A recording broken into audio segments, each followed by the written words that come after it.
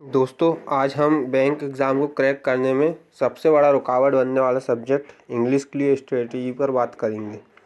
यह एक ऐसा सब्जेक्ट है जो पूरे इंडिया में मैक्सिमम लोगों का वीक पॉइंट है और मुझे बताने में ज़रा भी हिचकिचाहट नहीं होगी कि यह सब्जेक्ट मेरा भी वीक पॉइंट था। जब मैंने बैंक एग्ज़ाम की तैयारी स्टार्ट की थी और जब मैं प्री की मॉक लेता था तो मेरे इंग्लिश सेक्शन में 2 से 4 नंबर ही आते थे।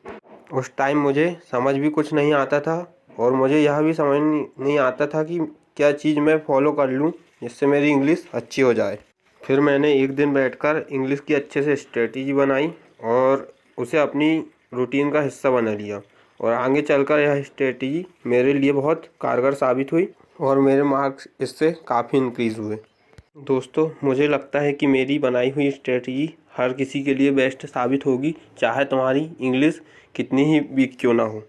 और दोस्तों, मैं आपको यह भी नहीं कहूँगा कि इसे फॉलो करके आप पूरे में से पूरे नंबर ला सकते हैं, लेकिन इतना है कि इस स्ट्रेटजी से आप नंबर ज़रूर लाने लगोगे और आपको कॉन्फिडेंस फील होगा और आपके बैंक एग्ज़ाम को क्लियर करने में यह रुकावट नहीं बनेगा। तो चलिए दोस्तों, अब हम स्ट्रेटजी पर बात करते हैं जो कि इस वीडियो का मेन टॉपिक है। यदि आप इस स्ट्रेटजी को नोट करते हैं और इसे पूरी कंसिस्टेंसी के साथ फॉलो करते हैं तो मुझे लगता है आपकी इंग्लिश ज़रूर ही इम्प्रूव होगी। चलिए अब हम स्टार्ट करते हैं। सबसे पहले तो इंग्लिश को इम्प्रूव करने के लिए हमें ग्रामर के बेसिक कॉन्सेप्ट के बारे में जानकारी होना ज़रूरी है। बैंक एग्ज़ाम की प्रिपरेशन करने वालों के मन में बड़े बड़े एजुकेटर के द्वारा यह भ्रम बना दिया गया है कि बैंक एग्ज़ाम में तो ग्रामर आती ही नहीं है। सब बोलते हैं कि बस इसका एक छोटा सा पोर्शन बस आता है, बाकी इतना ज़रूरी नहीं है। अब आप ही बताइए दोस्तों, जिसकी इंग्लिश ही वीक है वो कैसे सेंटेंस का हिंदी अनुवाद कर लेगा, जिसको यही नहीं पता कि सेंटेंस किस टेंस का है। खैर छोड़िए, हम पॉइंट की बात करते हैं। ग्रामर के लिए आप यूट्यूब पर निमिषा बंसल मैम का एक 120 रूल्स का एक वीडियो है, इसे पूरा देख लीजिए और हो सके तो इसके नोट्स बना लीजिए। यह वीडियो हमें सिर्फ 1 से 2 बार ही देखना है, इसके बाद हमें नोट्स से ही इसका रिवीजन करना है। यदि आपको वीडियो ढूंढने में कोई प्रॉब्लम आती है तो मेरे वीडियो के कमेंट सेक्शन में बोल दीजिएगा, मैं आपको टेलीग्राम में इसकी लिंक प्रोवाइड कर दूंगा। और हाँ दोस्तों, यह वीडियो बहुत सारे वीडियोस का कंबाइन करके बनाया गया है, तो इसका 5th या 6th पार्ट शायद इस वीडियो से मिस है, तो उसे अलग से देखना पड़ेगा, तो उसके लिए भी आप कमेंट कर सकते हैं। तो दोस्तों, ये तो हो गई ग्रामर की बात। अब हम रीडिंग को इम्प्रूव करने के लिए स्ट्रेटजी पर बात कर लेते हैं। इसके लिए दोस्तों हम सबको बताया जाता है कि न्यूज़पेपर पढ़ो, वो भी द हिंदू का एडिटोरियल पेज। लेकिन मैं आपको बताता हूँ दोस्तों, मैंने भी पढ़ना स्टार्ट किया था लेकिन मुझे कुछ भी समझ नहीं आता था। फिर मैंने दोस्तों 2 न्यूज़पेपर को लिया, एक तो द हिंदू और दूसरा इंडियन एक्सप्रेस, और फिर मैं द हिंदू के एडिटोरियल सेक्शन का एक पैराग्राफ पढ़ता था और इसमें जो इम्पोर्टेंट वर्ड मुझे समझ नहीं आते थे उन्हें एक कॉपी में लिखता था और इसका हिंदी अनुवाद इसके साइड में लिखता था। इसी प्रकार इंडियन एक्सप्रेस से भी 1 से 2 आर्टिकल पढ़ता था। मैं आपको बताऊं तो दोस्तों, द हिंदू का जो लैंग्वेज होती है वो थोड़ी हार्ड होती है और इंडियन एक्सप्रेस की थोड़ी आसान होती है।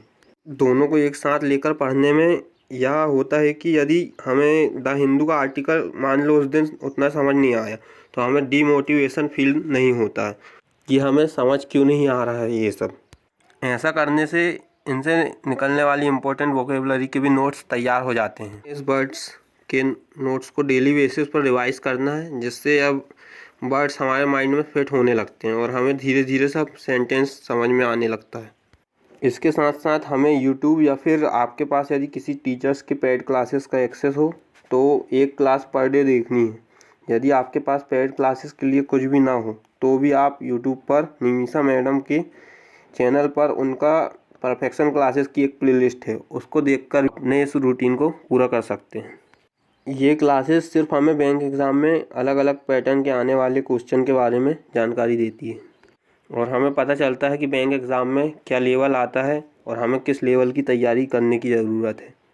इसके साथ साथ हमें एक सेक्शनल मॉक पर डे देना है और आप इस मॉक में आने वाले नंबर से बहुत ज़्यादा पैनिक नहीं होना, क्योंकि मॉक का लेवल एग्ज़ाम के लेवल से बहुत ज़्यादा होता है।